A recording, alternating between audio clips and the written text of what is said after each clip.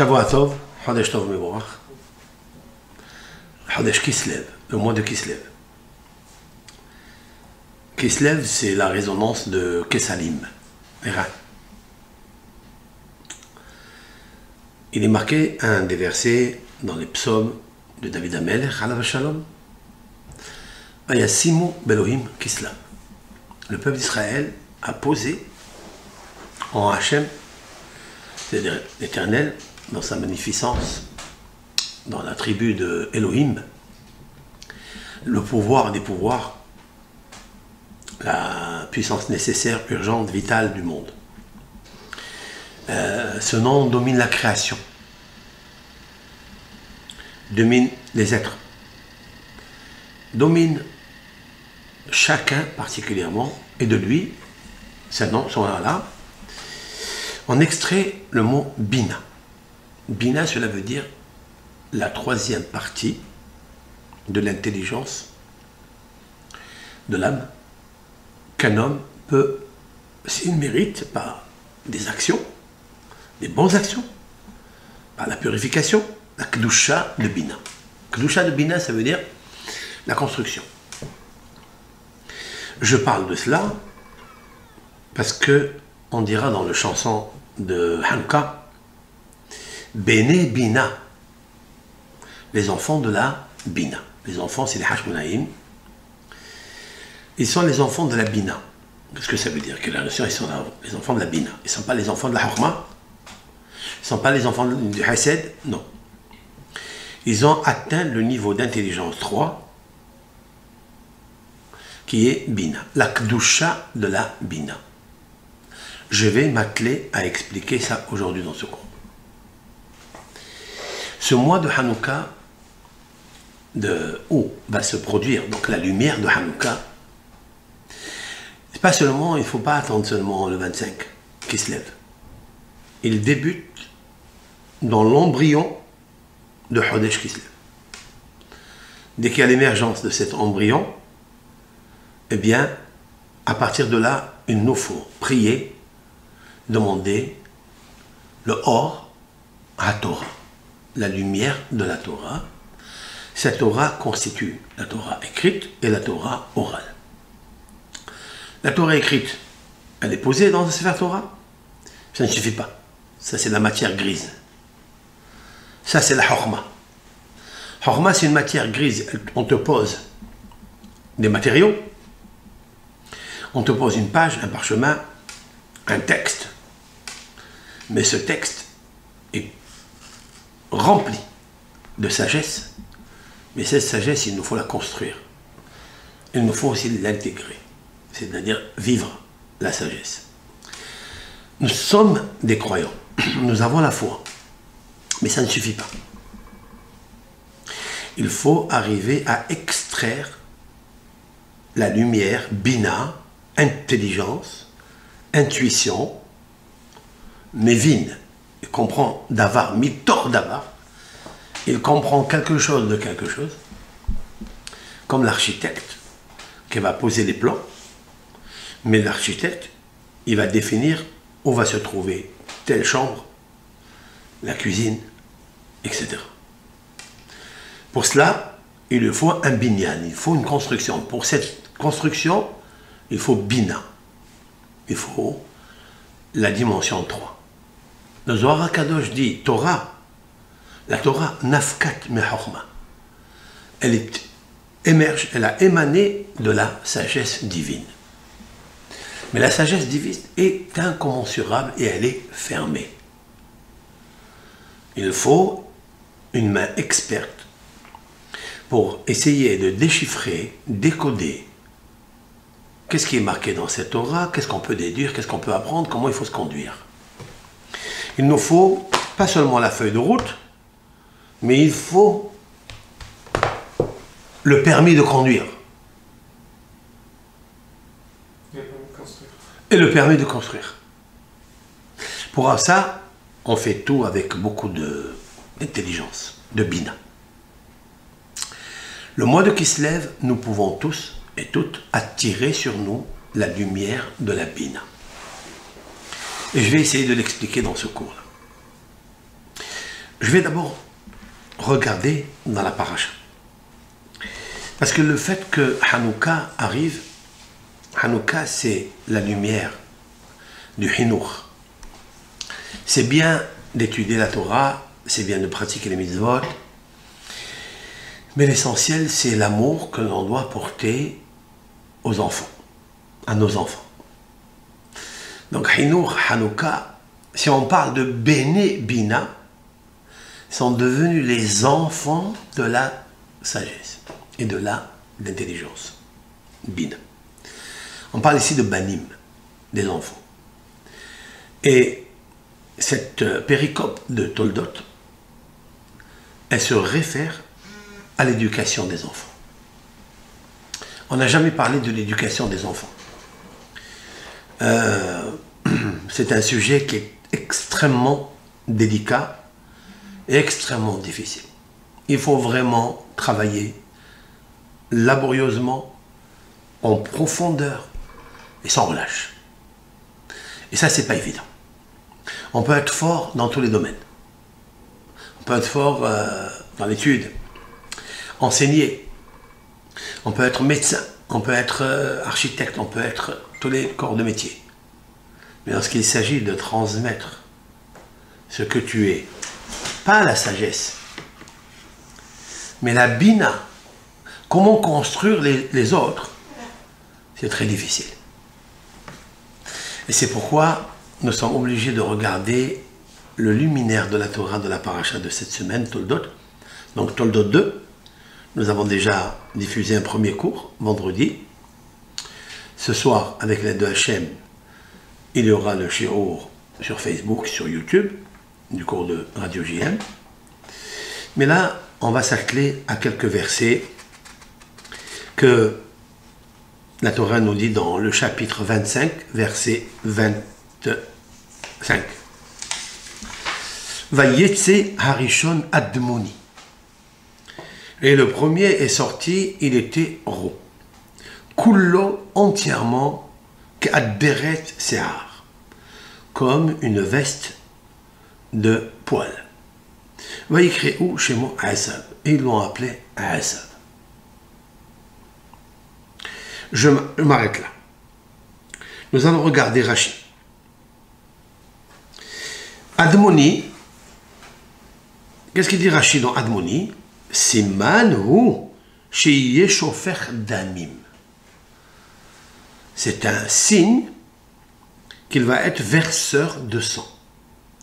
Et Rashi en français, il dit rouge. Vous avez vu? Rouge. Rouge. Rashi, il y a 900 ans, 1000 ans, il nous parle du français d'aujourd'hui. Rouge. Rouge, c'est rouge. Roux. Belaz. Ça veut dire quoi? Ça veut dire on sait déjà, d'ores et déjà, à sa naissance, que le fait qu'il est sorti rouge, ça va être un verseur de sang. On lui attribue, avant qu'il ait un Yetzerara, et c'est là, ça c'est incompréhensible. La Torah nous attribue, les sages expliquent, que cet homme-là, Esav, sera un homme criminel, verseur de sang. C'est vrai? Mais est-ce que j'ai ici mentionné verseur de sang, cela veut dire quoi? Criminel? C'est marqué ici, Horeg Nefashot? C'est pas marqué. C'est marqué Shofer Damim. Il versera du sang. Mais verser de sang, il peut être chirurgien. Il peut être Moël. Il peut être Shohet. Pour l'instant, on ne parle pas ici du côté le plus inférieur qui puisse exister pour un homme, c'est-à-dire criminel. Ça, c'est Aleph.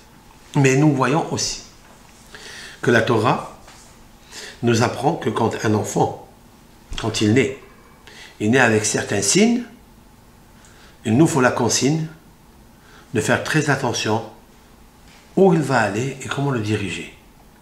Donc la Torah nous demande d'avoir un peu de bina.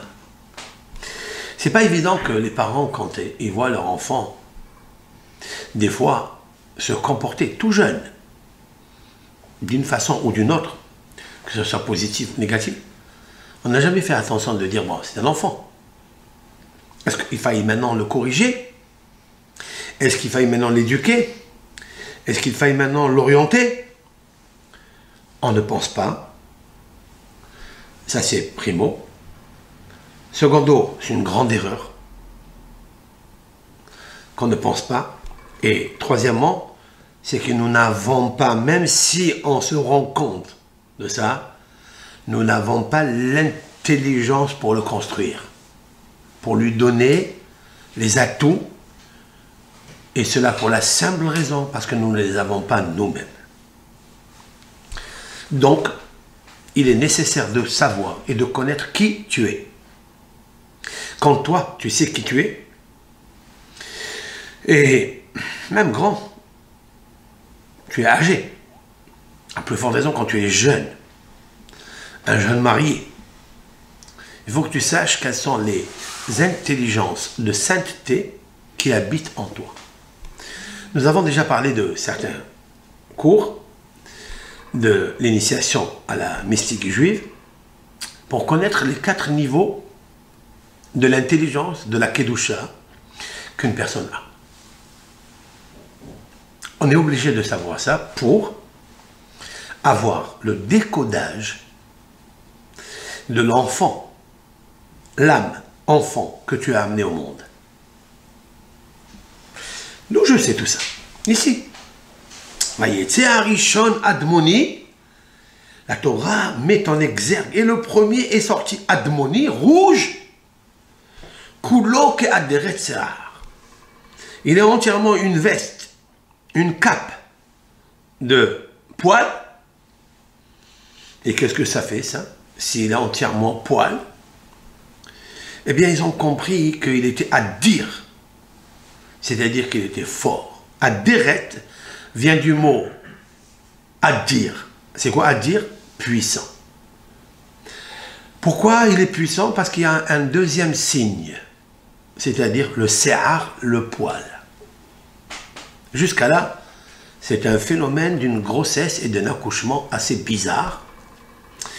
Mais l'auto-analyse, l'auto-signalisation que la Torah nous pose, ici, c'est pour nous dire, sache, Simanu, c'est un signe, chez Yeshofer Damim. On le sait qu'il sera verseur de sang. Maintenant, quoi? C'est pas dit qu'il est criminel, du tout. En fait, si on veut élargir ce sujet, il nous faut aller dans les paroles du Talmud, la Torah orale, c'est-à-dire la lumière de la Torah. La Torah orale s'appelle Bina. La Torah écrite s'appelle Chokhmah. Bina, c'est ce que nos sages dans le traité talmudique, au nombre de 36, pas plus, pas moins, traité talmudique explicité, c'est-à-dire décodé, défriché, il y a 36. Dans le traité Shabbat, dans la page 156, comme la valeur numérique Yosef, la beauté et de l'intelligence, c'est un code et un siman que je vous donne pour vous rappeler, parce qu'il n'est pas par hasard que nos sages ont pointé le numéro 156 dans ce traité talmudique qui nous parle de quoi? Y a-t-il une prédestination astrale, un déterminisme du Mazal ou pas? Et le Talmud, ça sera pour le deuxième cours. Après celui-ci, nous allons prendre la Gemara elle-même et la déchiffrer, lui donner ce qu'on appelle le binyan et la bina. Là-bas, la Gemara, elle dit « En mazal et Israël ». À quel moment elle dit « En », il n'y a pas de prédestination astrale pour Israël? Ça veut dire quoi? Il n'y a pas de déterminisme. Cela veut dire que Israël ne pense pas que les mazalot, les luminaires, les astres, les signes zodiacaux, exercent sur l'homme. Ça veut dire c'est comme ça, tu ne peux plus faire autrement. Non. Il est la possibilité de l'homme qui est doté de 4 intelligences Nefesh, Ruah, Neshama, Haya. Yehida, c'est la cinquième, on n'en parle pas tellement, elle est dissimulée, elle est tellement hautement séparée de l'homme. Mais nous pouvons l'acquérir si l'on veut. C'est possible. Selon la purification de l'être au moment où il pratique une mitzvah, une prière, une étude de la Torah, une tzedaka, un hesed, il peut atteindre le niveau momentanément pour quelques secondes. Il peut atteindre le niveau. Et lorsqu'il atteindra ce niveau, il peut souhaiter ce qu'il veut et ça réussit. Parce qu'il a atteint des niveaux par les clés des 4 Kedushot qu'on va expliquer avec la 2H. Il nous faut savoir où nous sommes situés. C'est ce que j'explique. Là-bas, la Gemara, elle dit que celui qui naît mardi, il est sous l'influence de Ma'adim, Mars, la planète Mars en hébreu, Ma'adim. La planète Mars, Ma'adim. Il y a qui dit celui qui naît le mois de Mars, en hébreu, donc Adar, etc. Il y a qui disent non, ça ne dépend pas du jour ou du mois. Ça dépend de l'heure. Et n'importe quel mois de la semaine et n'importe quel jour de la semaine. Qu'est-ce que ce rabbin, docteur, philosophe, astronome, astrologue, sophrologue, sophère, qu'est-ce qu'il veut nous apprendre? Qu'il existe 7 planètes et les 7 planètes se distribuent l'une à l'autre la gestion de l'heure où elle est claire et elle domine. Et au moment où elle domine, dans les heures, des fois c'est à 6 heures du soir, des fois c'est à 6 heures du matin, des fois c'est à 20 heures, ça dépend, il faut la suivre. Alors, tout commence par le samedi soir. Le samedi soir, lorsque finit Shabbat, c'est-à-dire Saturne, Shabbatai, c'est Saturne. Alors ça commence à tourner tous les 7 forces, lumières, qui décident comment va être la semaine, comment va être le jour dimanche, les heures de dimanche, ça dépend qu'est-ce qui gouverne. Lorsqu'arrive le moment de Ma'adim, celui qui est né dans cette heure-là, il est Admoni. On l'appellera, il est Admoni. Admoni, ça veut dire rouge. Vous verrez que son visage, que son corps reflète la rousseur. Ou des fois la barbe qui est rousse. Vous le voyez dans le poil, vous le voyez dans les grains de beauté qu'il a dans son visage, des petits pois, des petits points. Vous voyez que cet homme-là, il est attiré, il est influencé, épanché son âme par la planète Mars. Celui-ci, dit la Gemara, il peut être chauffeur d'amim, verseur de sang. D'où elle a appris ça, la Gemara? A priori, la première fois dans la Bible, après avoir passé Bereshit, Lech Lechash, etc., jusqu'à Toladot, quand on veut parler des naissances, il y a eu des naissances avant. Mais là, la Torah l'a explicité que dans le ventre, la matrice de Rivka, il y avait 2 enfants qui se bousculèrent. La Torah n'a pas pu dire Vayetze Arishon Admoni, et nos sages de dire Siman. C'est un signe de rousseur, de rougeur, c'est-à-dire de verseur de sang, rouge. Le sang, c'est quoi? C'est la vie. Ça veut dire que cet homme-là, il possède en lui la vie. Mais cette vie-là, qu'il possède en lui, elle est très puissante. Il faut la maîtriser, il faut la catalyser. C'est-à-dire qu'il a du sang bouillant en lui. Donc s'il a du sang bouillant en lui, il va falloir lui donner une méthodologie, une feuille de route à suivre. Pour cela, il faut être très très intelligent. Alors, c'est sûr et certain que à l'intérieur du ventre, déjà, il a commencé un petit peu à se bousculer. Je l'ai dit vendredi. C'est qu'au nom de Rabbi Yohanan, c'est que Esav, à l'intérieur, cherchait à tuer Yaakov. D'où le sait Rabbi Yohanan que Esav cherchait à tuer Yaakov. Rabbi Yohanan, ça n'est pas n'importe qui, c'est l'auteur du Talmud de Jérusalem. Pour avoir accession au Talmud de Jérusalem, il faut d'abord étudier le Talmud babylonien. Et il est tellement complexe, c'est tellement beau, tellement magnifique. Yaft Elohim de Yafet. La Torah orale du Talmud de Jérusalem, elle est puissante parce que c'est un Talmud qui est étudié en Eretz Israël. Et la lumière d'Eretz Israël, elle est la plus haute lumière qui est extraite de la Bina du Shechet Yemei Bereshit. La Talmud de Babylonie, c'est pour nous.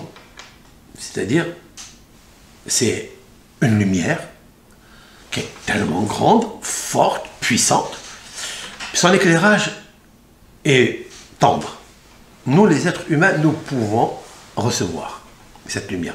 Mais celle du Talmud de Jérusalem, elle est très très difficile. C'est pourquoi Rabbi Zera, un des maîtres du Talmud, Rabbi Zera, il a fait 100 jeûnes, c'est-à-dire tous les jours, il a jeûné avant de rentrer en Eretz Israël. Mais pourquoi? Il dit pour oublier le Talmud de Babylonie, pour oublier.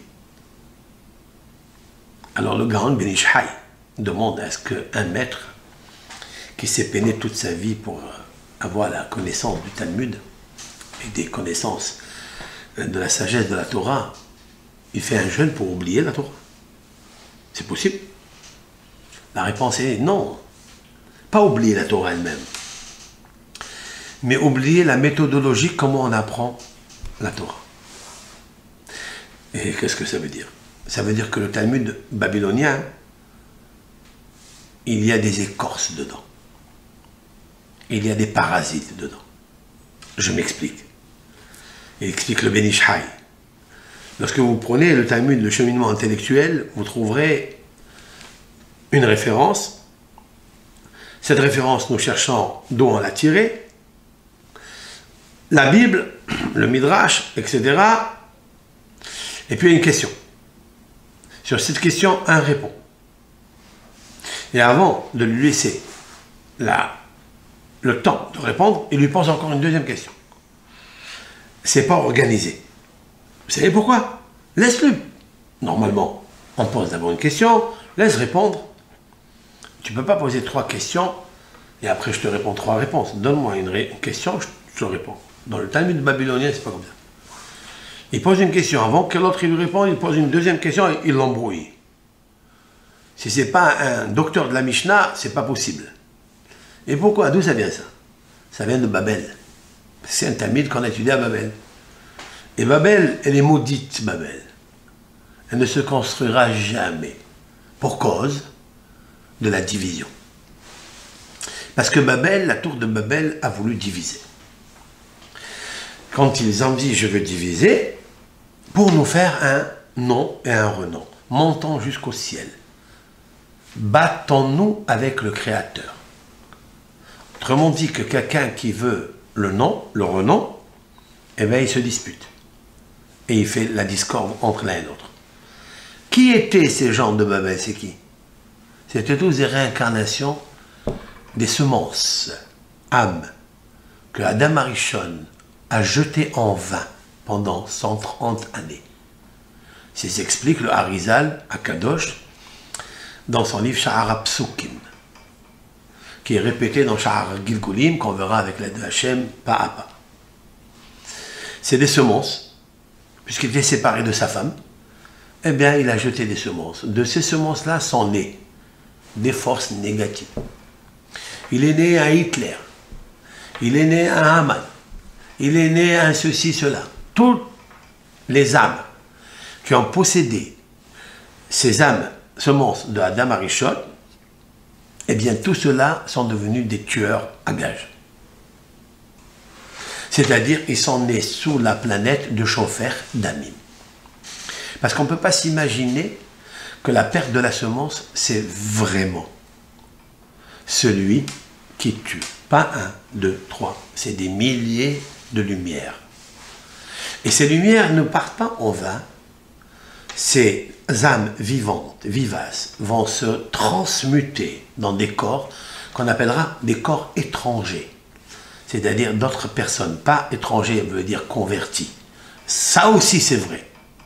Mais des corps étrangers qui porteront le nom de tels, avec lesquels un jour, l'un et l'autre se rencontreront comme si le déjà vécu, ensemble, et des fois c'est peut-être un mariage qui se construit grâce à ces âmes transmutées, qui aujourd'hui se rencontrent, se solidifient, se marient et procréent à leur tour pour réparer et embellir les semences jadis perdues.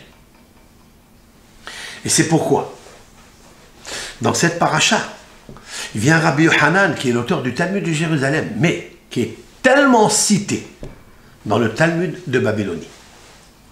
Il n'est pas une page, je dis presque. Je n'ai pas la connaissance du tout le Talmud. Mais il n'est pas une page où on ne cite pas le nom de Rabbi Yochanan. Pourquoi? Parce que la lumière de Jérusalem, plus exactement, Rabbi Yochanan habitait à Tibériade. Et à Tibériade, il y a là-bas le Kinneret. Et dans le Kinneret, il y a Be'er Myriam, le puits de Myriam. Le puits qui a accompagné le peuple d'Israël pendant 40 ans grâce à Myriam, se trouve dans le Kinneret. Et cela, on l'a appris de qui? De notre maître, Rabbi Haïm Vital. Rabbi Haïm Vital, le disciple intime, la plume de notre maître, l'ange, Rabbi Yitzhak Luria Ashkenazi, qui s'intitule, qui se nomme Arizal. Ari, c'est la lumière de... Ari, c'est Ori. Ari, c'est Ari, c'est-à-dire Arié, le lion. Le lion, il a une lumière. Il est jaune, comme l'or, or. Il est en même temps puissant, comme le Hari. Il lui a dit, le Rabbi Haïm Vital a demandé à son maître, il lui a dit, Rav, tu m'enseignes des choses extraordinaires, tu veux que j'écrive tout ce que tu possèdes comme connaissance, ce que Eliyahu Hanavi t'a enseigné, mais tu sais très bien que je ne comprends pas tout. Si je ne comprends pas le tout, si je comprends à peu près, je ne peux pas retransmettre et écrire. Donc si je ne peux pas transmettre, je ne peux pas le transmettre. Il me faut comprendre tout, Rav, il faut. Et le Harizal, il lui donne des conseils, fais comme ça. Étudie la Torah avec joie. Ne sois pas triste. Fais la tfila avec la kavana chez les mains. Demande à Kadosh Baruch Hu de te donner une âme qui s'appelle Haya. Haïm, parce qu'il s'appelle Haïm. Donne-moi Haya. Haya, c'est la vivace. Quatrième position. Elle s'appelle Neshama Denshama.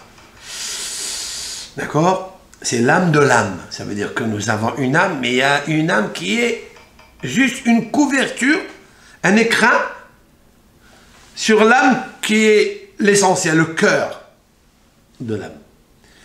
Il faut que tu arrives, Haïm, il faut que tu arrives à cette vie, Nefesh, Roi, Neshama, Neshama, Dinshama, c'est Haya. Et Haya, il faut que tu sois Elohim, Haïm, il faut que tu sois vivace, Haïm. Et pour ça, il faut que ta tfila, elle soit Haïm, qu'elle soit vivante. Comme Hayot HaKodesh. Hayot HaKodesh, ce sont une des qualités d'âme. Ange, il y en a 10. Maïmonide les a cités dans Sefer Hamadda. Il y en a 10 qualités d'ange. Et celle qui est Hayot HaKodesh, elle est puissante. Puissante. Elle est vivante. Le Ratson, il est puissant parce qu'elle touche le Keter, elle touche la couronne de Dieu. Il lui a dit, si tu veux, ça n'a pas réussi. Il a essayé, il lui dit, pas, j'arrive pas. Il a dit, oui, parce que tu sais, un jour, tu as manqué de respect à ton père. Il dit, moi, comment? Oui, ton père, il était assis dans une table, il étudiait la Torah, et quand il est parti, tu étais jeune, tu ne savais pas. Qu'est-ce que tu as fait? Tu as pris la chaise, tu t'es pas assis à la place de ton père, à sa place fixe, mais tu as pris la chaise, tu l'as pris à ta place, à toi, tu as étudié, tu étais tellement approfondi dans l'étude, tu t'es endormi, et tu as laissé la chaise là-bas après. Lorsque ton père est venu pour étudier, il n'a pas trouvé la chaise. Et il a compris que c'était toi. Il avait une petite exigence à ton égard, mais il ne te l'a pas dit. C'était infime, c'était très fin, mais il ne te l'a pas dit. À cause de ça, tu as le Aleph et le Bet à l'envers. Sur ton front, normalement le Aleph, il vient avant le Bet. C'est Av, Av c'est père. Toi tu as Bo, Bet, Aleph, c'est à l'envers. À l'envers, c'est en désordre. Parce que tu as désordonné la place de ton père. Maintenant, fais tes chouvas. Et c'est ce qu'il fait, il fait tes chouvas. Quand Arizal, il a vu, dit, le Rabbi Haim Vital, quand il a vu que finalement, j'étais assoiffé de la connaissance de la mystique juive et que je ne pouvais pas accéder, étant donné que mon écrin, c'est-à-dire mon corps, désirait encore le monde, les honneurs. Alors, mais mon âme était tellement assoiffée pour arriver à Haya, comme Haïm, eh bien, il m'a amené à Tibériade. Nous avons loué un petit bateau, une petite barque. C'est moi qui ai, comment on appelle ça? Pagayé. Hein? Pagayé. Pagayé? Bon, peu importe, pagayé. J'ai ramé, c'est mieux. J'ai ramé. Et on est arrivé à un endroit. Il m'a pris un seau, un verre, il a rempli de l'eau. Il m'a dit, tiens, bois cette eau-là. Quand j'ai bu cette eau, mon cerveau, les neurones, avec des milliards de connexions, se sont ouverts. J'ai commencé à comprendre les choses magnifiquement bien. Je voyais la lumière et je la touchais des yeux. Chaque fois que je prenais un livre du Zohar, c'était clair. Voilà ce que raconte Rabbi Haim Vital. Ça veut dire que le puits de Myriam, c'est Be'er Maïm Haïm. Encore une fois, on a besoin des matriarches, on a besoin de Myriam pour le Be'er. Pour avoir la... Be'er, c'est quoi Be'er? C'est le puits, c'est vrai? Mais Be'er, c'est pas un puits, c'est bord, un puits. Le Be'er, c'est la source. Pour connaître la source et boire de la source de la Torah, qui s'appelle Bina, c'est-à-dire pour expliquer aux autres, on a besoin du Be'er. Be'er, en fait, en d'autres mots, c'est Bi'our. Bi'our, c'est explication, clarification. Dans le mot Bi'our, il y a le mot Be'or. Or, il y a dedans la lumière. Pour obtenir le Or, qui est le Or à Bina, Or à Torah, il faut le Be'er de Myriam. Pourquoi? Parce que Myriam, elle a attendu son frère, Moshe, lorsqu'il était dans le berceau, sur l'eau tumultueuse. Elle a attendu, c'est grâce à elle que Moshe Rabbeinu est resté vivant. Puisqu'elle lui a dit à Batia, je vais aller t'amener une sage femme qui va l'allaiter, etc. Grâce à ça, tu as attendu devant l'eau. L'eau s'appelle l'eau du Nil. Le Nil s'appelle Haï-Or. Haï-Or. Haï, ce Or, la lumière, c'est Moshe. Comme elle a sauvé Moshe, elle a mérité de nourrir et d'étancher la soif du peuple d'Israël dans un désert aride, sans eau, grâce à Myriam. Ok? Et donc, on peut comprendre que la lumière de la Torah se trouve dans le BR de la Torah. Maintenant, tout ça, c'est beau, c'est magnifique. Maintenant, il faut revenir.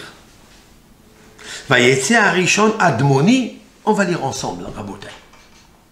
D'où on sait qu'il était verseur de sang? Hein? Alors, quelles sont les premières lettres de Admoni? Aleph, Dalet, Mem. Aleph, Dalet, Mem. Vous pouvez lire avec nous si vous avez un Humash, dans le chapitre 25, c'est le livre de Bereshit, la Genèse, chapitre 25, verset 25. Vayetze Arishon Admoni. Et le premier est sorti rouge. D'accord? Eh bien, qu'est-ce qui est marqué là? Adam Moni. Adam. Et voilà, si tu colles le mot Adam avec Harishon, ben c'est Adam Harishon. Ça veut dire que la Torah nous dit que chez les enfants, maintenant, qui naissent, combien d'années il y a depuis Adam Harishon et depuis la faute originelle et depuis le péché? Combien d'années? Il y a ici presque 2000 jusqu'à Abraham. Après, vous avez 100 ans, ça fait 2100. Après, il y a 137 ans, 37 de Sarah, 127 de Sarah. Et donc, il y a ici presque, allez, on va dire 150 années. Oui, parce qu'elle s'est mariée à 40 ans, il est resté 20 ans stérile, oui, il n'a pas eu d'enfant, on va dire 150 ans, de 2150 années.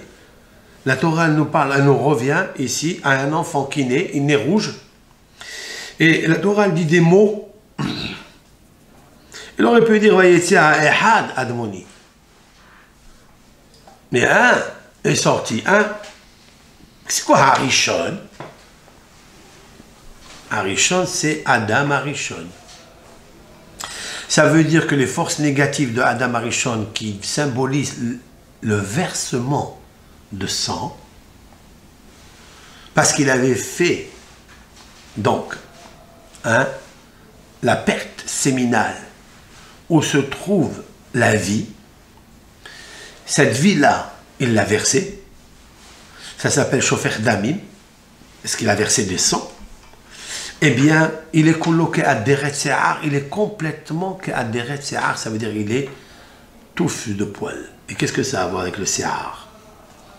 Ça veut dire que le cheveu, entièrement, était, quelle couleur? Rouge. Habituellement, le cheveu est noir. Mais là, il était complètement rouge. Ils ont dit, c'est pas normal. Oui? Hier, on nous dit que ça s'appelait Esav s'il était assouillé. On va voir tout de suite. C'est un autre point commun aussi. Absolument. J'arrive, très bien Yann, c'est bien pour les auditeurs de savoir ça. D'abord, Se'ar, qu'est-ce que le deuxième nominateur ici signe? À part la rougeur, la rousseur, il y a ici Se'ar qui est le poil. Ça veut dire que si c'était dans un autre endroit, on n'aurait pas fait attention. Mais comme c'est le Se'ar, et dans le Se'ar, il y a 3 résonances. Tu vas me suivre. Il y a le mot Se'ar qui veut dire poil, comme les Se'arot à roche. Il y a le mot Racha. Racha, c'est méchant, impie. Et il y a le mot Eser, qui veut dire 10. Se'ar, le poil. Après, vous avez Racha. Ça veut dire que c'est un signe qui va être verseur de sang, mais pas chirurgien. On va essayer de le rendre chasseur. Parce qu'Yitzhak, il a compris qui était le premier qui est sorti. Il sait. Parce que Yitzhak avait la bina. Si vous me suivez dans ce cours-là, il y a beaucoup de paramètres qui vont s'ouvrir. Énormément de paramètres. Pourquoi je dis que Yitzhak, il comprend ce qui va se passer après? Je reviens à ce verset 27, mais je vais prendre le verset 27. Vaïgdelu hane'arim. Et les garçons ont grandi. Vaï Esav. Et que Esav, Haya, il était Ish, un homme, Yodeya Tsaïd, un homme, c'était un homme. Yodeya Tsaïd connaissait la chasse, Ish Sadeh, un homme de champ. Ve Yaakov Ishtam Yoshevo Alim. Et Yaakov, un homme parfait, qui est siégé les tentes de Shem Ba'ever, la yeshiva de Shem Ba'ever, d'Abraham, d'Isaac. Dans le verset 28, Vayehav Yitzhak et Esav.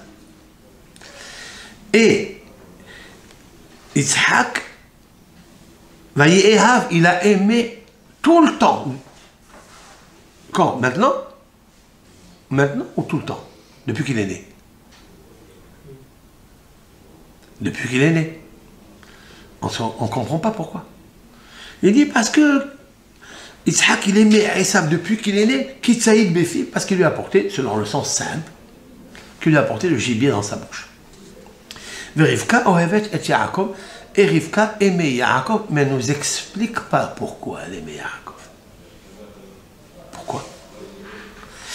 Et ce qui m'étonne le plus, et c'est le commentateur, comment est-ce possible, alors que la Torah, quand elle termine, dans le verset 27, elle nous parle de l'intégrité de Yaakov qui est siégé les tentes de l'étude de la Torah, c'est la perfection. Ça veut dire que ici, Yoshev Ohalim, c'est quoi Ohalim? Les tentes. Alors on dit que les tentes, c'est les tentes de Shem Ba'ever. Mais je pourrais expliquer avec les deux Hachem que les Ohalim, les tentes, c'est la Torah écrite et la Torah orale.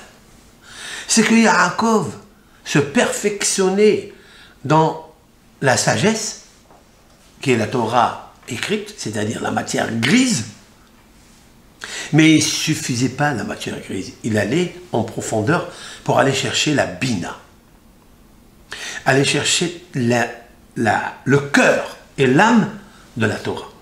Il ne suffit pas d'étudier la Torah, il ne suffit pas de l'enseigner, il faut savoir l'étudier et mieux l'enseigner, et mieux la transmettre. Yaakov étant donné celui qui va transmettre la Torah à Moshe Rabbeinu,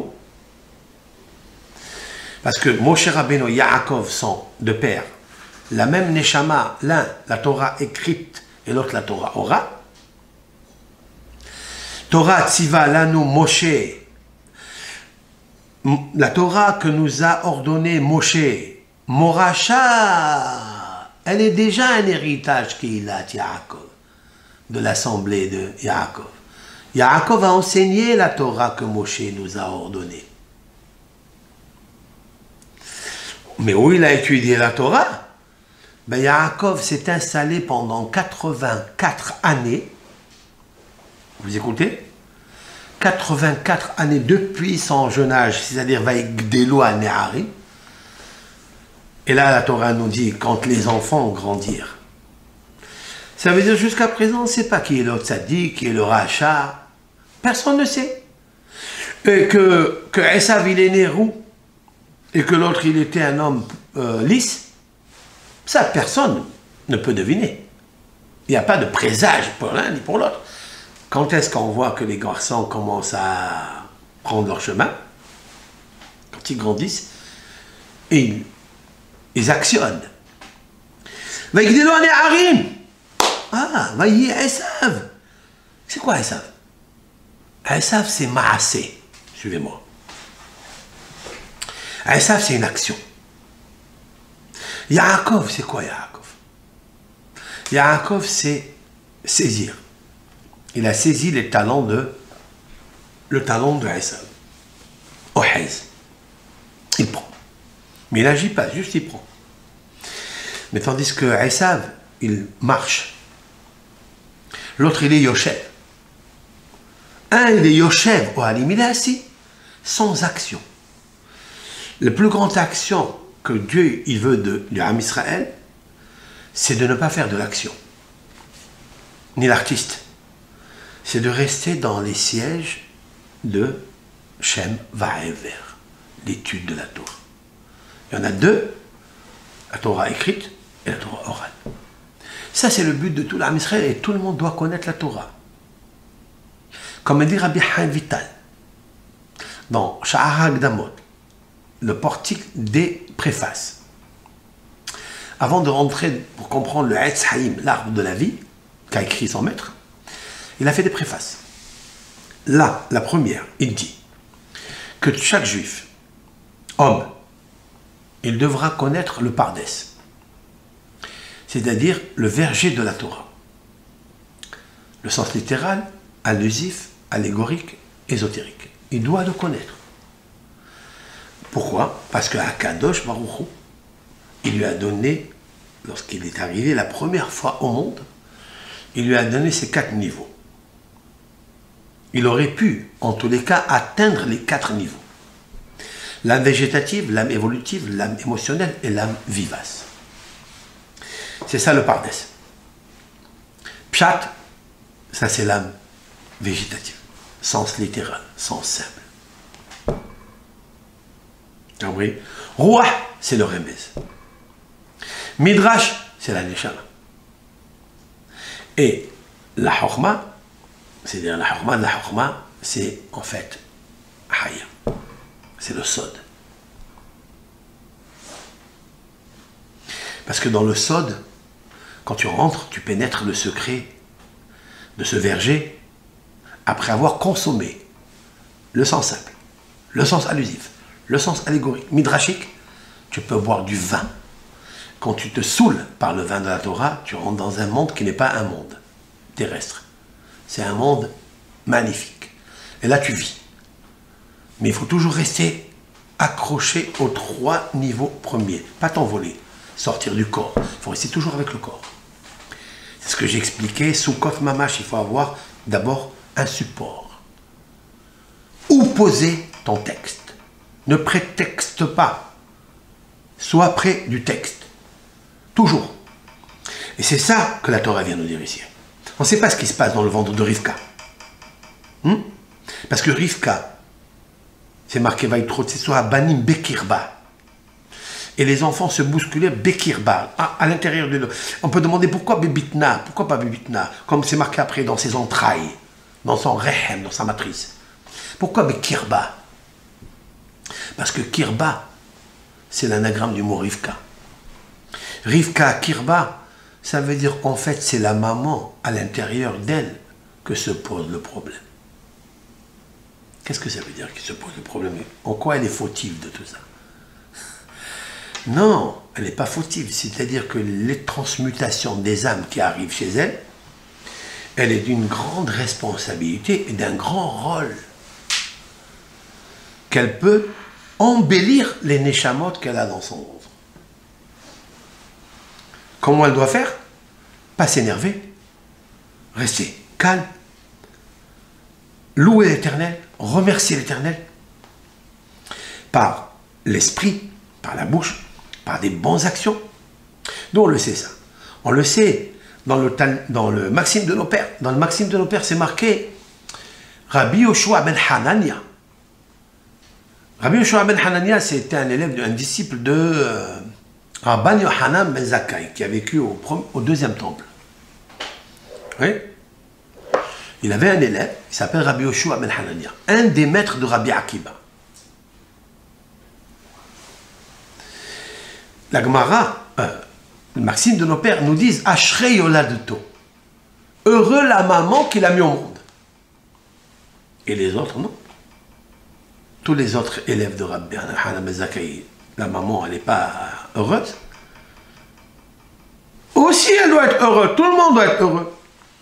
Si une maman, elle met un enfant au monde, pourquoi on dit celle-là, heureux sa mère qui l'a mis au monde? C'est l'éloge qu'on lui a fait en tous les cas à lui. La réponse, elle est comme ça. C'est que Rabbi Yoshua ben Hanania était d'une intelligence astronomique, astrologique, au point où les élèves, ses élèves à lui, savaient compter les gouttes de l'océan. Les gouttes, combien de gouttes d'eau il y a dans l'océan, ils savaient le compter.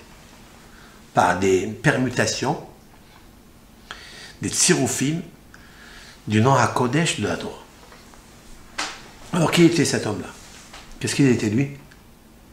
Il était forgeron. Il était pauvre. Comme la Gemara dans le traité Baba Metzia a dit, Mikotle betecha nika ki pahmi atta. Rabban Gamliel dit à son propos, quand il vient lui rendre visite, après s'être disputé en Torah avec lui, il est venu lui demander pardon. Et quand on rentre dans sa maison, il voit que les murs sont noirs. Alors il dit, ah, du visage des murs de ta maison, je sais que tu es un forgeron. Travaille le charbon. Donc ils sont sales les murs. Mais il y a des codes ici, des choses magnifiques. Pahmi.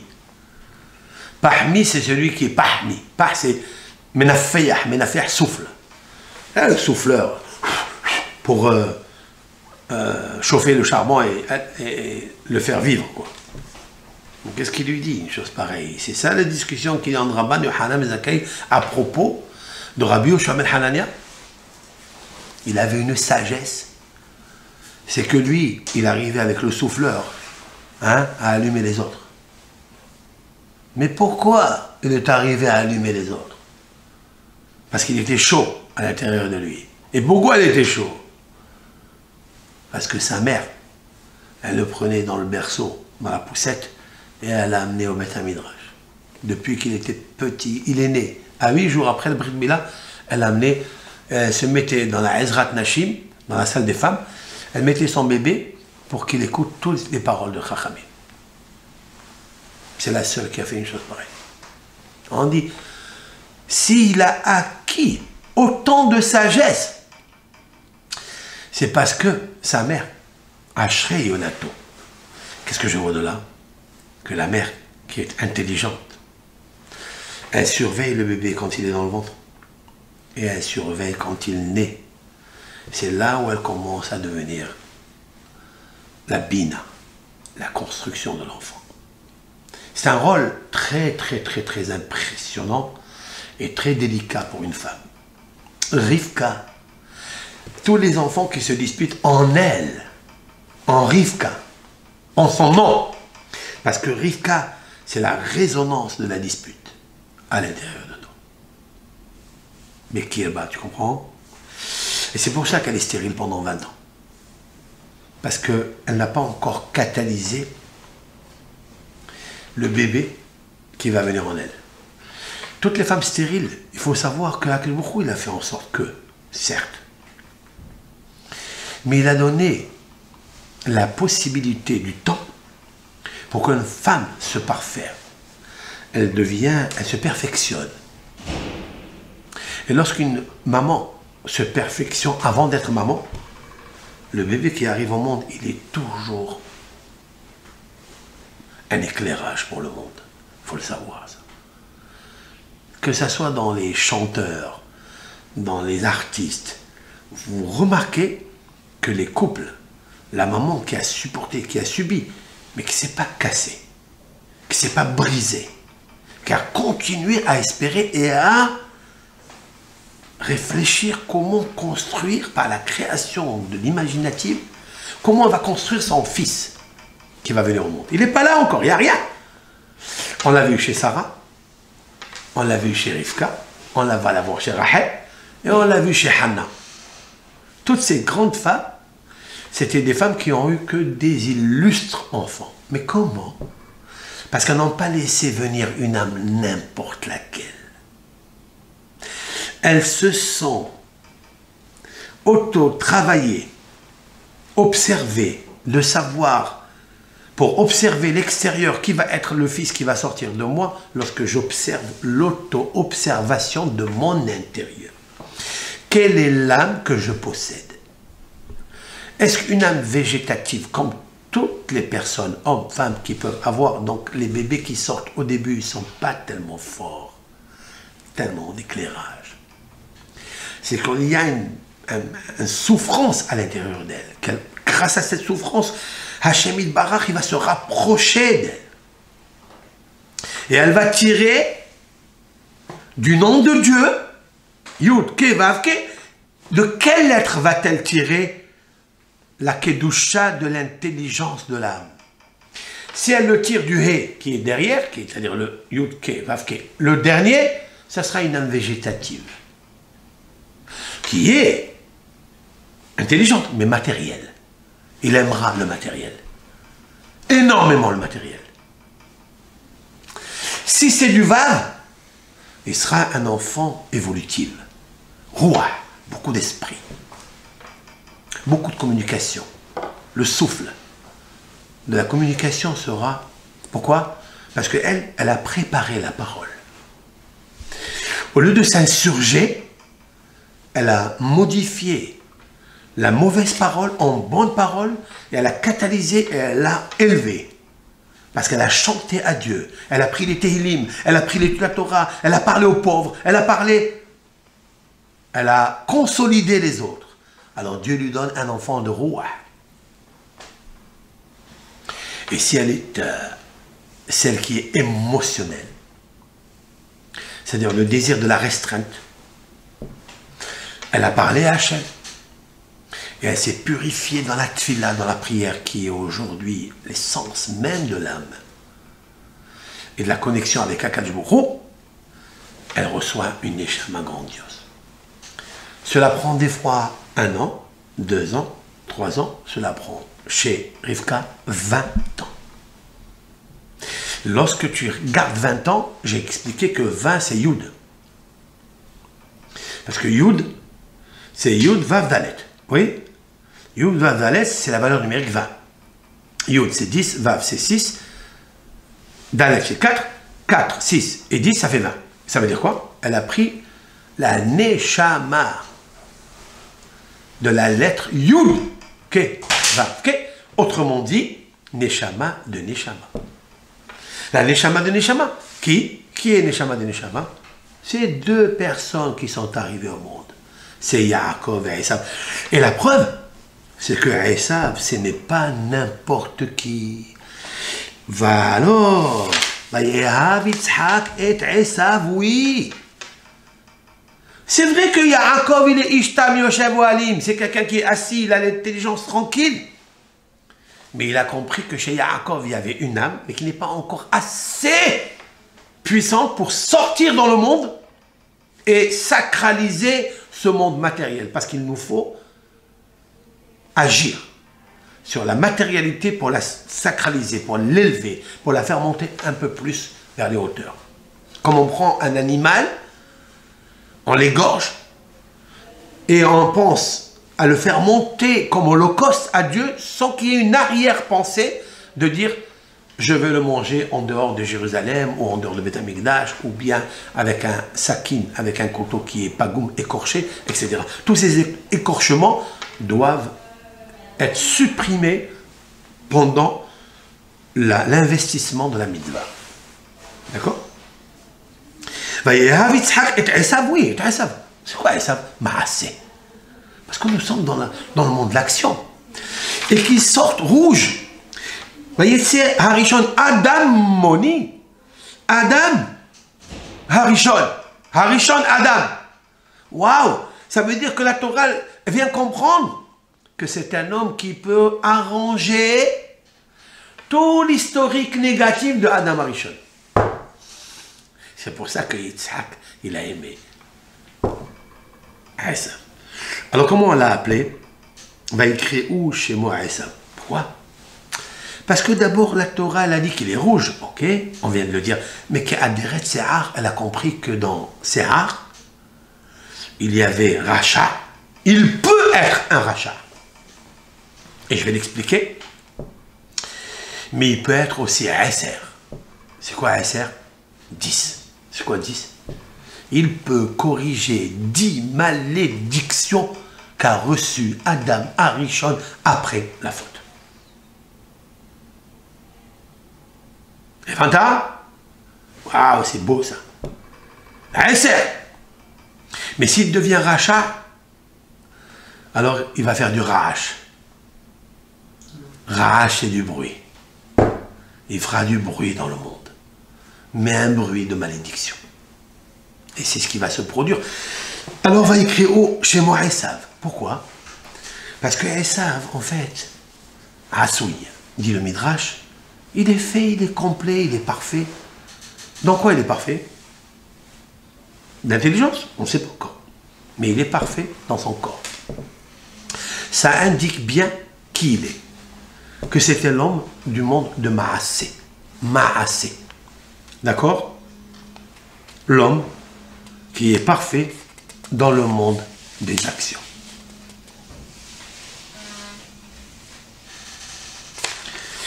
Et la preuve, écoutez ça.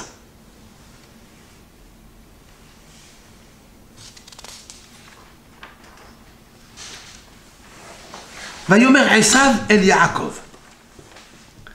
Esav il dit à Yaakov, Hal itenina min ha'adom azé. Alors il lui dit, gave-moi de ce rouge, de ce rouge. C'est quoi ce rouge, hein? Alors il dit, Rashi, min ha'adom ha'adom, de ce rouge, de ce rouge. Et là, c'est-à-dire qu'il a répété 2 fois dans sa bouche, donne-moi de ce rouge, de ce rouge.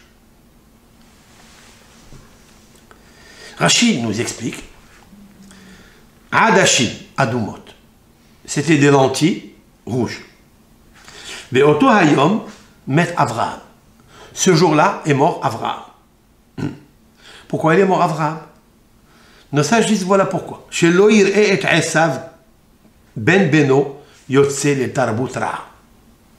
Pour ne pas qu'il voit que Esav, le fils de Yitzhak, donc son petit-fils, il va sortir à une mauvaise éducation.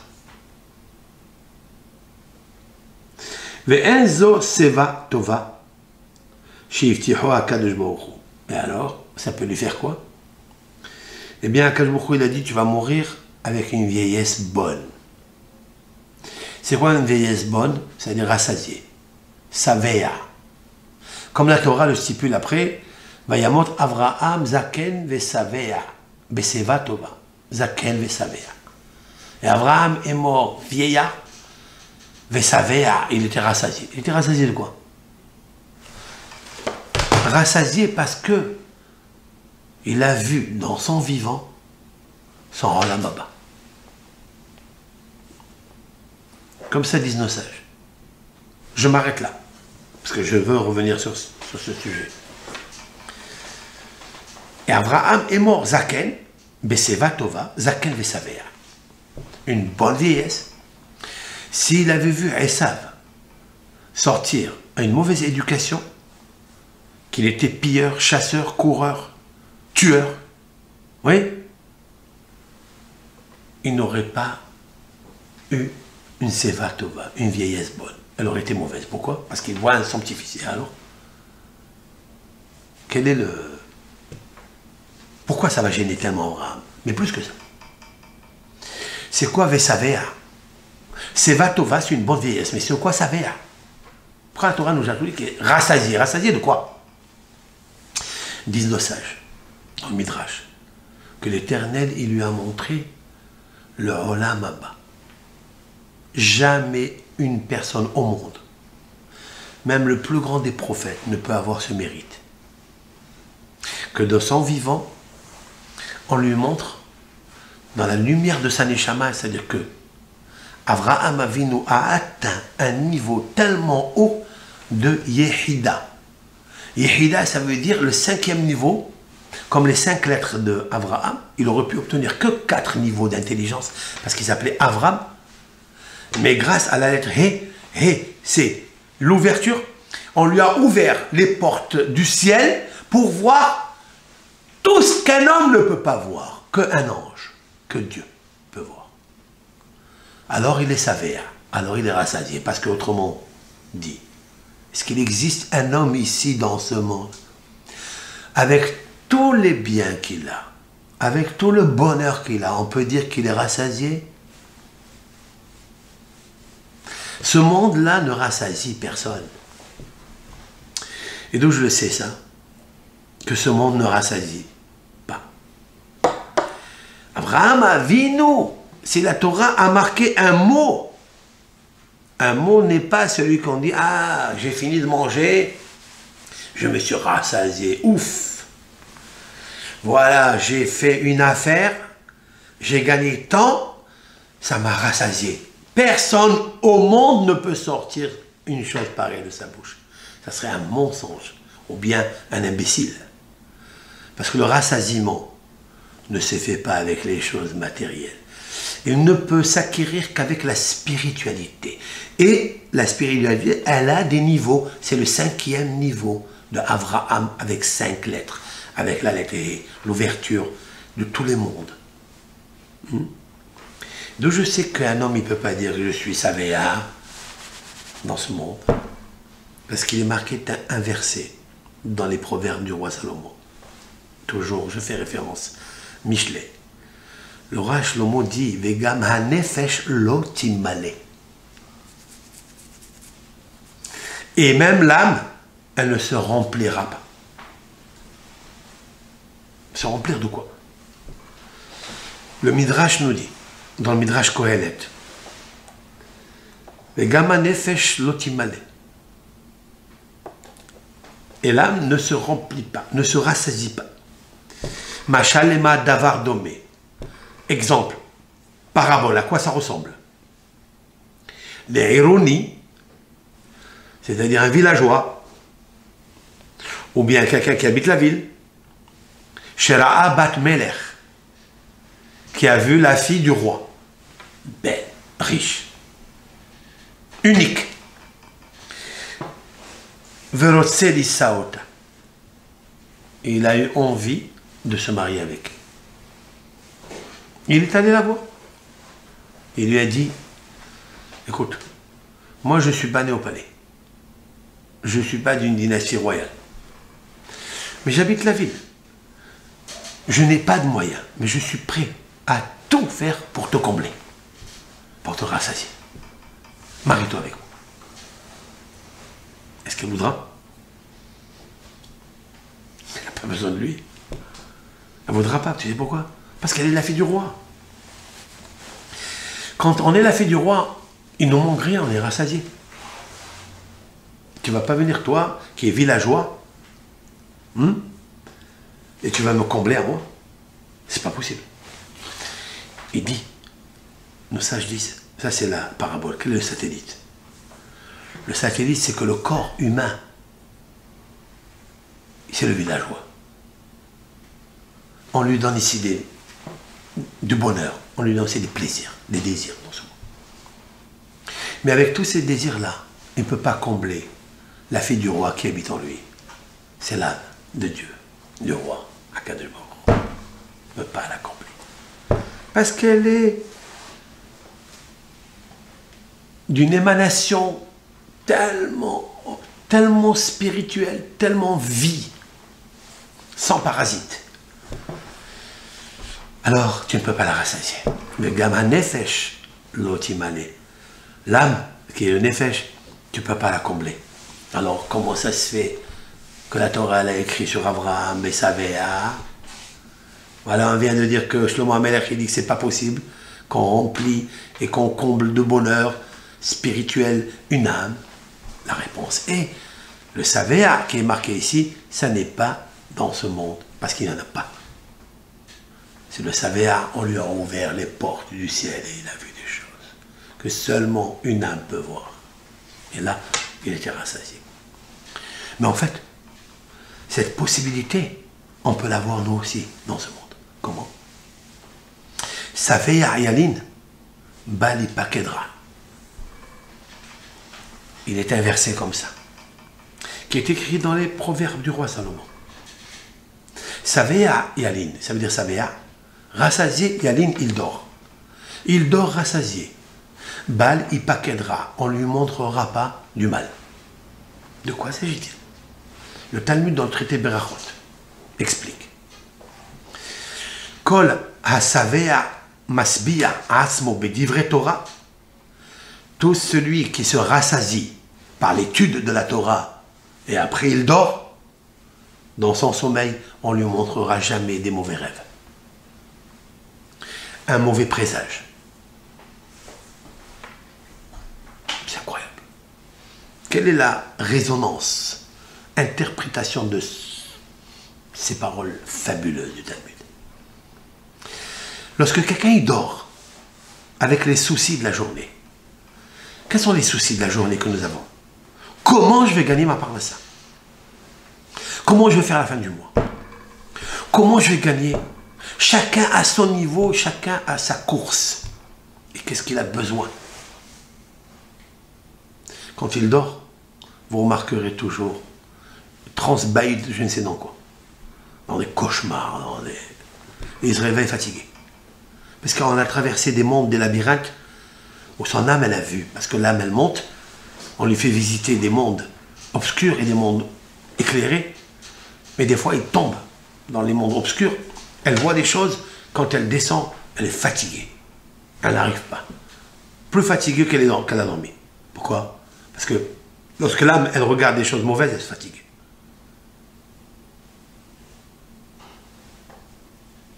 Elle s'angoisse. Quand elle s'angoisse, elle a peur. Quand elle a peur, elle fait un cauchemar. Mais si quelqu'un, il se rassasie de Torah, quelqu'un, il prend un shiur, il ne sait pas lire. Il prend une vidéo d'un cours d'arabe, et la met comme ça devant dans son oreille, il dort avec. Il se rassasie de paroles de Torah.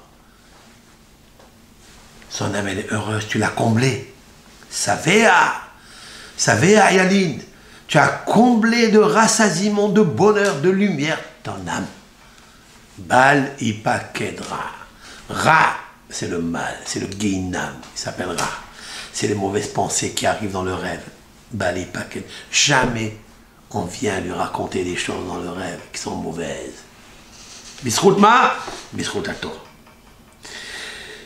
Yitzhak, quand il a vu que Esav, il était Adam Arishon, dans le sens qu'il est venu réparer les fautes de Adam Arishon, et parmi eux même le meurtre, c'est celui-là. Immédiatement, il a essayé de catalyser son fils. Et il lui dit, s'il te plaît, va. Malgré que lui, Esav, Abraham Avinu, il meurt. Mais lui, il est rouge. Donc il cherche le rouge. Il ne peut chercher que le rouge. C'est pour ça qu'il dit Min ha'adam ha'adam. C'est quoi deux fois? Min ha'adam ha'adam. Il faut lire. On peut lire. Il y a place pour lire. La Torah nous laisse des textes ambigus, mais tellement clairs. Tu peux lire Min ha'adam de ce rouge, mais pourquoi répéter deux fois le rouge? Si ce n'est que lui, il était rouge. Et s'il était rouge, c'est Min ha'adam ha'rishon. Donc il lui dit, s'il te plaît, donne-moi ça. Et mais ton grand-père est mort. Abraham est mort. Mais si Abraham est mort, c'est parce que tu dois te rappeler que Adam Arishon, il a apporté la mort dans le monde. S'il a apporté la mort dans le monde, alors corrige-la. Qu'est-ce qu'il lui dit? Yaakov. S'il te plaît, si tu me vends, tu as le droit d'aînesse aujourd'hui. Esav. Et Esav dit, voici de toute façon je vais mourir. Ça veut dire ani holech lamut. C'est quoi ani holech? C'est de holech. Il va, je vais mourir. Ça veut dire que depuis ma naissance, un homme quand il naît, il commence déjà à mourir. C'est vrai? C'est saisi? Eh oui. Parce qu'il y a le processus. Non, pas le processus. Ça veut dire que tu as 1 heure déjà que tu as perdu. 2 heures, 3 heures. Donc tu laisses derrière toi 2 heures qui sont mortes. Il faut ça, il nous a appris à Esav quelque chose d'extraordinaire. Je vais dans la mort. Dès que je commence à faire les premiers pas, ça veut dire je quitte le monde, quoi. Je quitte la vie. Je quitte le vaisseau spatial de la mer, la matrice, la Neshama qui est en haut. Je la quitte. Et pourquoi avoir le droit d'aînesse? Faire quoi avec? T'as pas compris quelque chose ici. T'as pas compris que la Bechora, c'est la Neshama que Hachem Yitbarach t'a donné pour te corriger. Tu es en train de la délaisser. Autrement dit que Esav est plus grand que Yaakov. C'est vrai. La preuve que dans le ventre de sa mère, il a déjà du Yitzhara. Quand sa mère, elle passe devant l'église ou quand elle passe devant les idolâtres, il courait, il poussait sa mère pour sortir. Demande de Maharal de Prague. Il dit, c'est quoi ça? Que depuis déjà, à l'intérieur, il y a du Yitzhara. Ça veut dire qu'il a une attirance. Alors il demande s'il a une attirance, quelle est la faute de Esav? Quelle est la faute de Esav? Il est né comme ça. La réponse est, il faut que tu saches que si tu es né comme ça, c'est pour corriger quelque chose. Alors si c'est comme ça, le père et la mère, quand ils voient que leurs enfants ne se conduisent pas dans le droit chemin, et qu'ils vont dans tous les dévoiements possibles, au contraire, c'est là où il faut faire du travail. C'est là où il faut aimer ton enfant. Tu as compris? Pourquoi? Parce que cet enfant, il a reçu une attirance déjà à sa naissance, alors qu'il n'a pas encore commencé à faire le premier pas. À la sortie, déjà, il est rouge. C'est un siman de verseur de sang. C'est un siman de verseur de sang. Tout de suite, il faut que tu sois responsable. Tout de suite. Ô combien si on est revenu en arrière pour savoir qu'est-ce qui se passe dans le monde. Mais au moins les jeunes. Et tous les enfants aujourd'hui qui se marient. De quoi apprendre à faire attention à ça. Mais ça qu'il a décelé, Yitzhak et Rivka, ils l'ont décelé. C'est pour ça qu'il lui dit, viens, je vais te bénir. Prends ton sabre, prends ta flèche, prends ton arc. Et va me chercher un gibier comme j'aime. Ouais. Pourquoi il dit des choses pareilles? Tu reçois Abraham, mais d'abord tu m'apportes la chasse. Pourquoi il lui manque à Yaakov, pardon, à Yitzhak, il lui manque des troupeaux?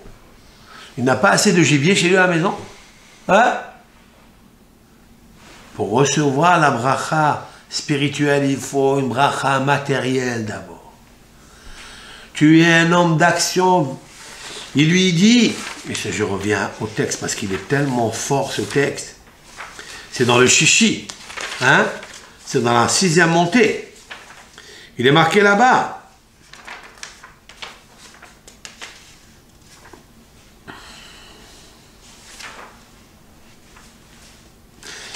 Il lui dit maintenant, ve'ata sana kelecha talicha ve'kashtecha, ton arc, ton flèche, ve'tse, so, hasade.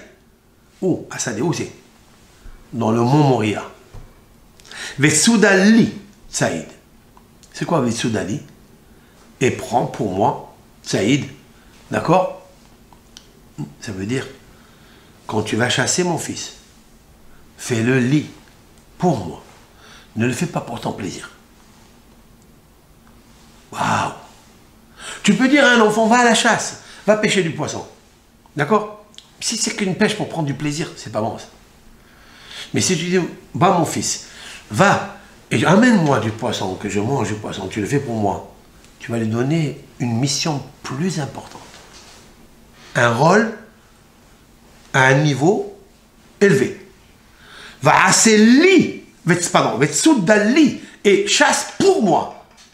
Quand tu veux faire une mitzvah, tu peux faire une mitzvah. Ne le fais pas au système robotique. Fais-le pour moi. Lis, c'est Hachem. Fais pour moi. Il te manque juste la marshava. Ça veut dire quoi? Ça veut dire que Yitzhak, il avait la Gevura et la Bina. Donc la Bina, l'intelligence, de formater son fils à avoir une intelligence quand il fait une action. Ça, c'est le code de l'éducation. Va à l'école. Et apporte-moi un bon dossier, un bon programme. Apporte-moi une bonne leçon. Tu me dis apporte-moi, ça veut dire qu'il doit revenir chez son père. Il va s'habituer à bien entendre. Ça nous a manqué tout ça dans l'éducation. Parce qu'on n'a pas fait référence à la Torah. Des fois, on le prend, le livre à un professeur. Va à l'école. On a fait tellement de fautes dans ce domaine qu'il fallait aller vérifier. Et quand l'enfant il arrive, tu peux me dire qu'est-ce que tu m'as amené, quel gibier tu m'as amené, quelle bonne leçon, quel moussard, quel midrash, quel rachi. On parlait avec lui. Et après, il lui dit, va assez li mat'amim.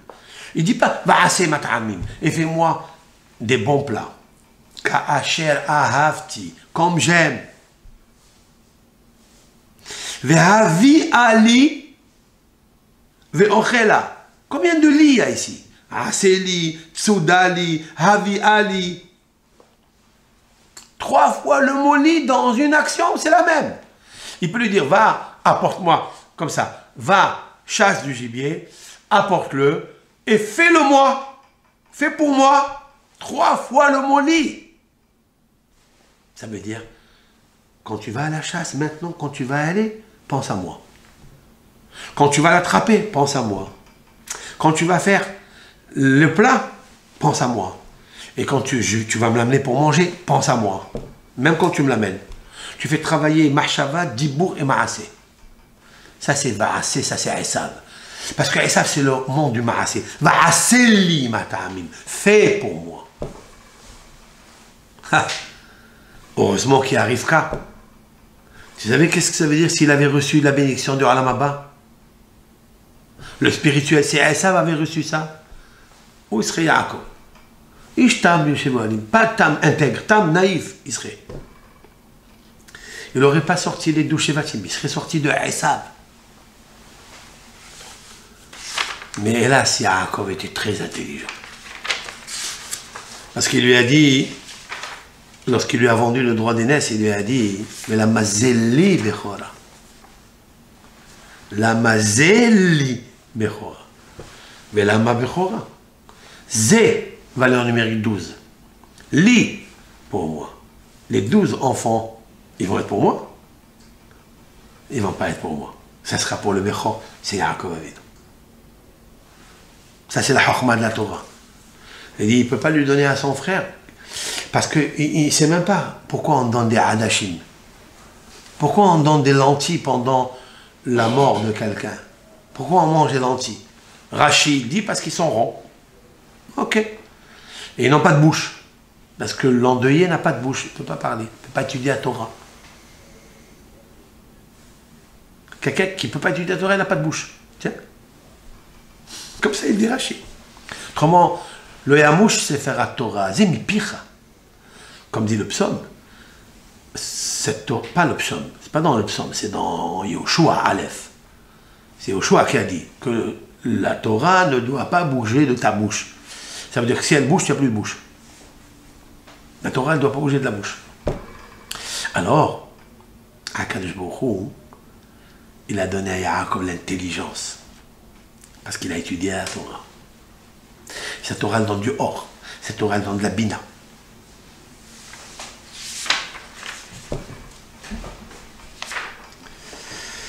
On va s'arrêter là.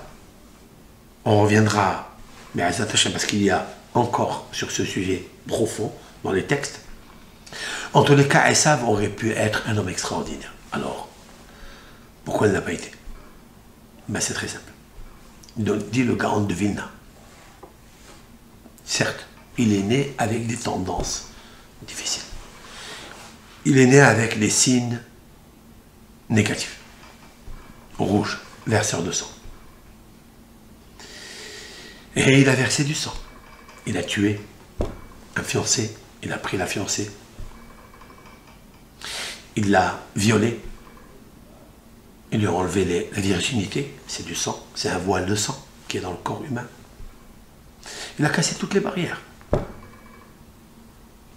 Comment est-ce possible? Alors la réponse, elle est, au lieu de se servir de sa intelligence que Yitzhak lui a donné, il s'est servi de son nefesh. Le nefesh, c'est la manifestation du désir de recevoir, le plaisir. Il avait un grand désir. Si ce désir, il l'avait canalisé dans le désir d'arriver à Haïm, à Hayout, à la vie, ça, il ne l'a pas voulu. Parce qu'il a dit, voilà, je vais mourir. Il a parlé de la mort. Mourir, c'est tuer la vie. Donc, tu vis plus. Donc, c'est pas du plaisir.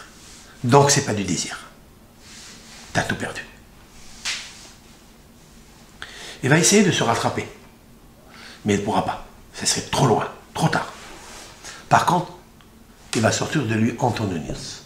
Antonin, un camarade, qui s'est converti au judaïsme. Grâce, via Rabbeinu Akadosh. Parce que Rabbeinu Akadosh, c'est la Torah orale. Et la Torah orale, en fait, c'est de Esav. La Torah orale, c'est le monde de l'action. La Torah écrite, c'est le monde de l'écriture, c'est le monde de la philosophie, c'est le monde des lois. Mais il faut les pratiquer. Il faut le monde de l'action. Alors la maman, c'est Esav. Mais Yaakov, déjà quand il est sorti du ventre, il lui a appris le talent de Esav. Parce qu'il n'a pas voulu que Esav fasse tout. Et il prenne la Torah orale, parce qu'il aurait saccagé, il aurait cassé le monde. Il aurait créé des bombes atomiques avec. Yaakov, il lui a subtilisé pour la garder pour lui. Et le Harizal, la Kadosh, il dit que pourquoi Yitzhak il a aimé Esav? Parce que Kitsaïd Befiv, c'est quoi Tsaïd Befiv? Parce que Piv, c'est la Torah orale. Parce qu'il y avait la chasse, il y avait l'étude de la Torah dans sa bouche. Voilà pourquoi il l'a aimé. Et c'est pourquoi Yaakov lui a enlevé la Torah orale de sa bouche pour lui donner un plat de lentilles à la place. Et les lentilles s'en rendent parce que les lentilles viennent rappeler la mort. Parce qu'Adam Arishon a fauté et quand il a fauté, il a amené la mort dans le monde. C'est pourquoi Caïn a tué Abel. Et quand il a tué Abel, explique Rabbi Perkei de Rabbi Eliezer que ce jour-là, le jour de l'enterrement de Abel, Adam Arishon et Hava ont mangé des lentilles. Adashim. À part le sang simple, parce qu'ils sont ronds, ils rappellent que la roue de l'âme, qu'un jour tout le monde va revenir à la terre, au sable, parce qu'il est responsable. Alors, il y a une autre subtilité dans ce mot Adashim. Aïn, Dalet, Shin, Yud, Mem. Oui? Adashim. C'est quoi?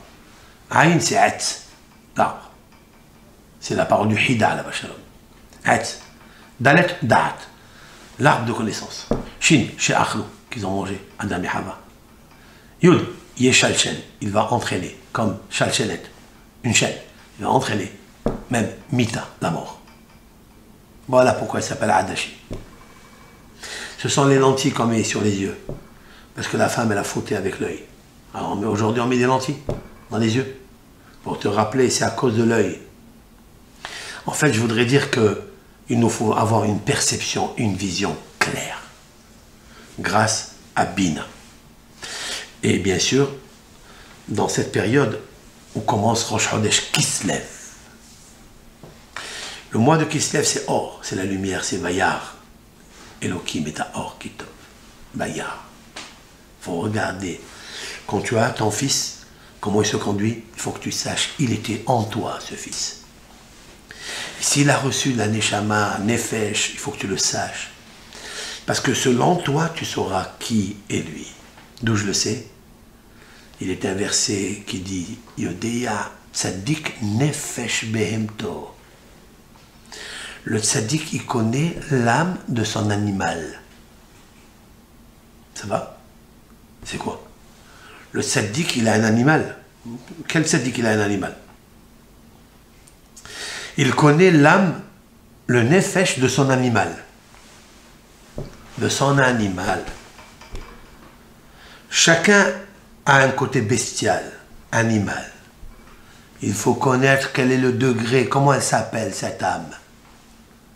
Le tzaddik, il connaît l'âme de son animal. Et puisqu'il connaît l'âme de son animal, il peut conduire et se reposer sur cette âme pour construire, pour évoluer, parce qu'il connaît. Vous comprenez? Lorsque je vois un enfant, mon fils, qui ne se conduit pas comme il faut, c'est de toi que ça vient. Ça ne vient pas de lui. Pourquoi tu l'as reçu toi, celui-là? Pas un autre. C'est pour ça qu'Yitzhak, il a aimé son fils, même qu'il est né rouge. Une peluche de poils rouge, entièrement rouge. Il sait que c'est Ar, c'est Racha, mais il sait aussi que c'est Esser, c'est 10. Est-ce que je vais le noter 10 sur 10? Ce sont les 10 séphirotes. C'est le Yud de Yud Kevavke, c'est la Chokhma. Est-ce que je vais prendre ce fils et je vais l'arranger? Il a essayé tout pour l'arranger, mais il n'a pas pu. Parce que Rivka n'a pas voulu. Parce que Rivka Ohevet et Yaakov. Pourquoi Ohevet? Il n'a pas dit pourquoi. On expliquera avec l'aide de Hachem pour le cours prochain. Kotov Lachem, Shavuot Tov, que ce mois de Kislev se lève et que Akadosh Baruch Hu envoie la lumière nécessaire qu'il nous faut pour arranger tous nos problèmes, toutes les parties obscures que nous rencontrons dans nos chemins, par des paramètres difficiles à éclairer, que Hachem il nous donne la lumière, Ner le ragli devarecha ve'or l'intivati. Comme a dit David dans les psaumes, dans le psaume 119, dans la lettre Nun, Ner le ragli devarecha. Ner, c'est la bougie, les ragli, à mon habitude. Devarecha, ce sont tes paroles, le Torah. Ve'or est la lumière, l'intivati pour mon chemin, qui nous donne comment régler les problèmes dans notre chemin, les embûches, comment les enlever, les retirer, par le biais de l'étude de la Torah. Seulement elle. Il n'y aura pas d'autre moyen. Seulement l'étude de la Torah, qui éclaire la Neshama. C'est ce qu'elle veut. Pour combler la Neshama et la rassasier, ne lui apporte pas des plaisirs matériels. Elle n'en veut pas de ça. Elle ne se rassasiera pas. Elle vomira de ça. Apporte-lui l'étude de la Torah. Alors elle se rassasie. Et Ratson, qu'Hachem nous donne la possibilité d'étudier la Torah dans nos foyers, dans nos maisons, dans nos communautés. Et Besrout Zeyavou Mashiach Tzidkenu, chez Or Shivat Hayamim, la lumière qui est cachée dans les 7 jours de la création. Kol Tov, Lachem.